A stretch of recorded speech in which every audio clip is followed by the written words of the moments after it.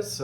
So today we're moving on into Unit 10, which Unit 10 is going to be our unit over area. So going back through and finding some different areas of some shapes. So what I want to reemphasize is area is the amount inside of the shape. So how many squares will fit inside of that shape. So it's going to be measured in square units. So today we are doing 10.1, which is the area of parallelograms and triangles.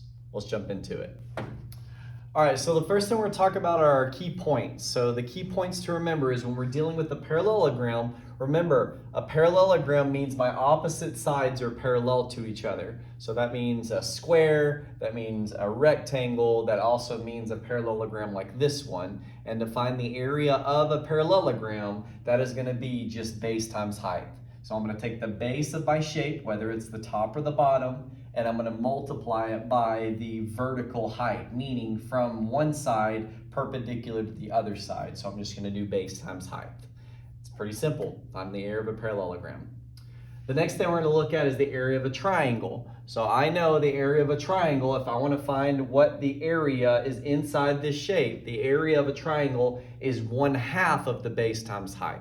Or you could do base times height divided by 2. So you could do BH divided by 2 if you wanted to. They basically mean the same thing, because when I multiply by 1/2, that's the same thing as dividing by 2. So we're going to take these two formulas and we're going to use them in finding the area inside of our problems. Let's go to example number 1.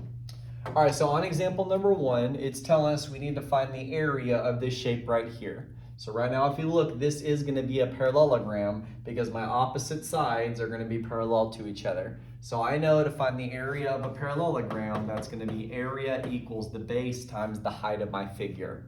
So if you look, my base down here is going to be 12.4. So A is going to be equal to 12.4 times the height, which is going to be 20.6. And so now if I do 12.4 times 20.6,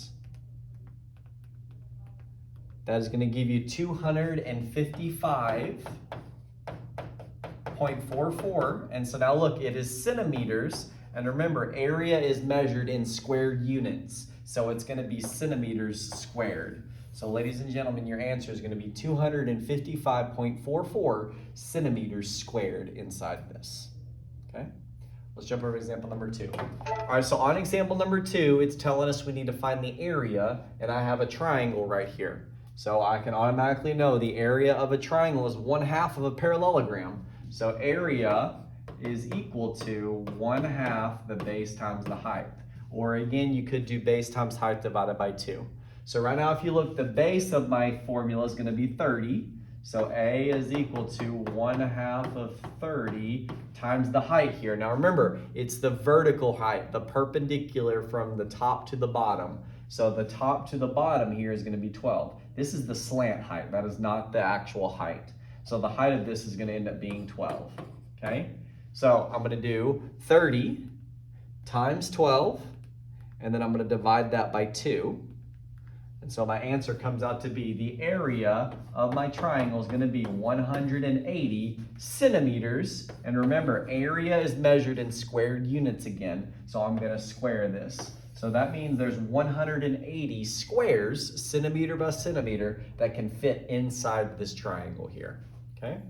Let's jump over to example number 2. All right, so on example number 2, it says the area of the shape below is 56 centimeters squared. What is the value of x? And if you look, I have a rectangle. So I know the area of a rectangle is going to be base times height.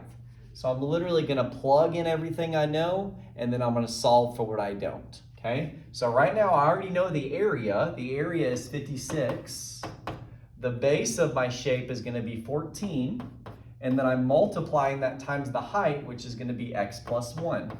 And so now I just have a regular equation where I'm going to be solving for this. So I'm going to distribute my 14. So I'm going to get 56 is equal to 14x plus 14. I'm going to subtract by 14 on both sides, which is going to end up giving me 42. And then I'm going to divide by 14 on both sides. So x is going to be equal to, if I do 42 divided by 14, that's going to end up giving me 3. So in this value, x is going to equal 3. And So if I actually plug that back in, 3 plus 1 is 4. 4 times 14 is going to end up giving me 56. Okay? So again, I'm taking everything that I know, I'm plugging into my formula, and then solving for what I don't know, because I'm creating an equation here. All right. So now, guys, remember, this is your challenge question. So if you can go look at this challenge question and you can do it on your own, that probably means you're ready to move on to what you need to move on to. Okay? If you need any help, call me over. I can help you out. Other than that, good luck. Let me know if you need any help.